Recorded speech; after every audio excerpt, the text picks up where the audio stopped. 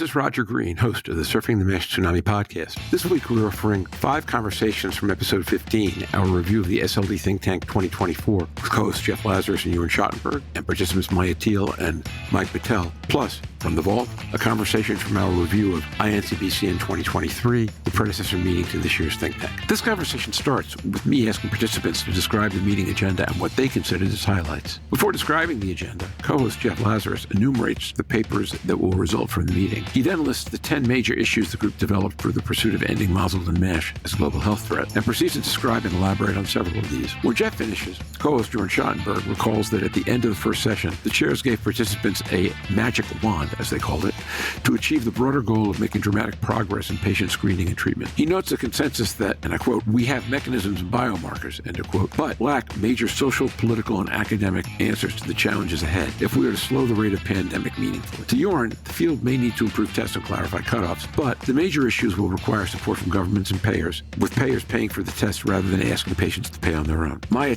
notes how long and challenging, and I quote, "the road between research finding and then implementation," end of quote, actually is. And Mike Patel and Jeff go on to focus on prevention issues as separate from treatment. This discussion demonstrates how much a small-ish group of 100 can accomplish when working with passion and focus inside an innovative meeting design. There's a lot to unpack here, so just sit back, listen, learn, absorb, enjoy, and when you're done, check out and perhaps contribute to the memorial page on our LinkedIn discussion group.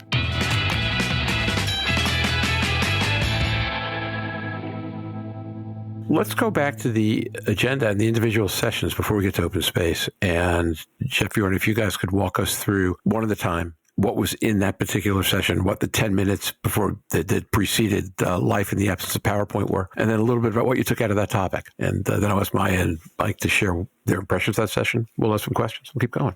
So dive in. Jeffrey Lazarus. Sure. I'm happy to start, Jörn, unless you'd like to. Go ahead. So I should also say you'll be able to read all about this. We're writing it up as a sort of viewpoint call to action or position paper. So the faculty will share the main themes and the main discussions without attribution. So we had Chatham House rules like we did at Wilton Park, but everyone knows what came out of those meetings, the large consensus around action and research priorities, the expert recommendation on models of care. Here, I could start with sort of the end and say to achieve that vision of ending MASLD and MASH as a public health threat, we came up with really 10 main issues. The faculty haven't all seen them yet because it's only been a week since the meeting, but I'll just mention a few of them and Maja, Michael, and Jörn can comment. But it came up over and over, the need for consensus on guidelines for the use of NITs. Seems pretty obvious, but we're in a really exciting time when in the US resmetirom can be prescribed without a liver biopsy, yet we don't agree on which NITs and even which cutoffs to use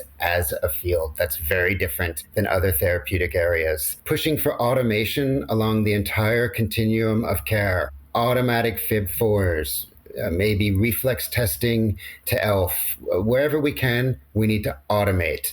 If we're going to test hundreds of thousands, millions, and tens of millions of people, we need to get as automatic as possible, and we have great experiences from other disease areas. Again, developing multidisciplinary models of care. Who's going to lead the teams? Is it the endocrinologist? Is it the hepatologist? Is it the GP? What will influence who actually heads a sort of model of care depending on the fibrosis stage and so on? Like last year, we had a focus on fostering preventive hepatology. So just like there's preventive cardiology, which is quite well developed, the field is now starting to talk more and more about preventive hepatology. It was already coined back in 2008 by Gideon Hirschfeld and others. And then we wrote about it last year in the context of social nutrition. ASLD will have some sessions at DDW on it, but this is incredibly important now. Aligning nutrition with drug rollout, just like the FDA said in their press release approving resmetirom, we also need to have diet and exercise. So we think we need to look at how we can do a nutrition-aligned drug rollout. Performing robust economic analyses for policymaker engagement. The policymakers are going to ask things like, what's the cost of inaction? How much does the medication medication costs,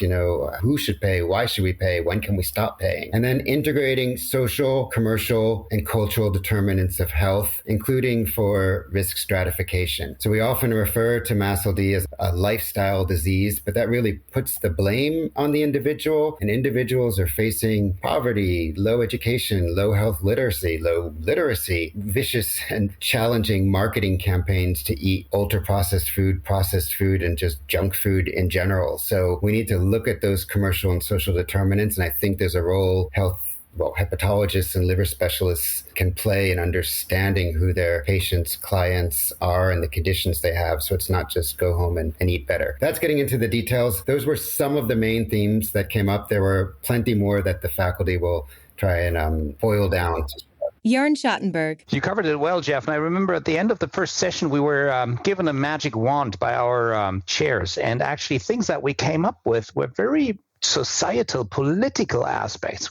I think we agreed that we had mechanisms and biomarkers. They can be improved, but we have things in place to get started and screen for patients. So many of the things we want to do in prevention or awareness, getting patients to not having to pay their own tests, having healthcare systems reimbursing tests that do identify patients at high risk for end-stage liver disease. That magic wand was really swung towards society and political decisions. So I think this was important and reminded me that in the field of hepatology, we've been working hard to refine tests, and we've clearly made progress there. So, Jörn, is that what you would have predicted, the magic wand swung towards, or was that a surprise to you? I think I was happy to see that we agreed that we had guidelines that recommend referral pathways, tests to be used. As Jeff said, we didn't fight about cutoffs and numbers. I think the general impression was that we are in a position to screen. We need to refine this, and there is room for further development of biomarkers and referral pathways. But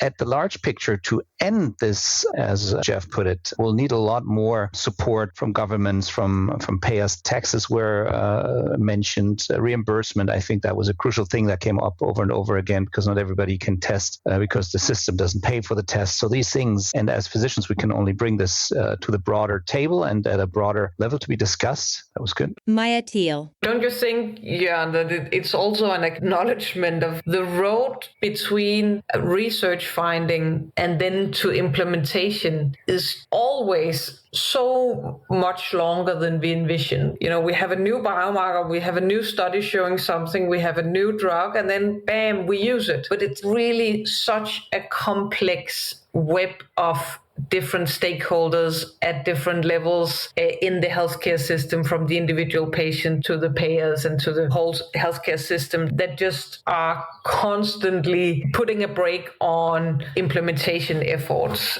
So it's super difficult. Well said, Maja. I agree. In fact, Maja, listening to you, one of the thoughts I had was that we spent the first couple of years on this podcast wondering what we had to do to get a drug. And now that we've got one in the States, at least, and are likely to have that one in other countries and are likely to have more. Now the question becomes, what do you have to do to get it used properly? And what do you need to do to minimize the number of cases in which you actually need to use it, which are two completely different sets of questions. It's intriguing to listen to you go there. Mike, you look thoughtful. Mike Patel. Well, I really like the part, and maybe Jeff and Jörn can talk about the results, because I can't remember the output of it, but the prevention, assessment, treatment voting, where would you spend your time focused? And, Naeem naturally focused a lot of time on, if I shouldn't attribute too much there, but just saying that there's some interest obviously now in treatment side as well, but a lot of focus on the prevention and assessment side as well. I don't know, Jeff, if you remember the breakdown a little bit, but that was interesting, the voting, the way you did that. Yeah, I don't remember the exact numbers. I have them written down, but there was a lot of focus on prevention, but also discussions around, well, there's also a lot of people who need to be treated right now. So I think that was nice. In moving ahead, we treat, but we try and prevent. It's not like with an infectious disease where by treating you actually prevent, but hopefully as people get treated and it becomes a little more normalized and people can talk about it more, that will contribute to prevention as well. And now back to Roger.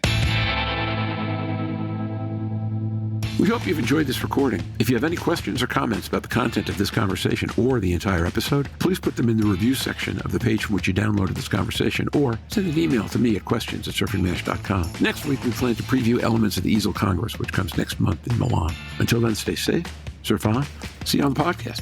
Bye-bye now.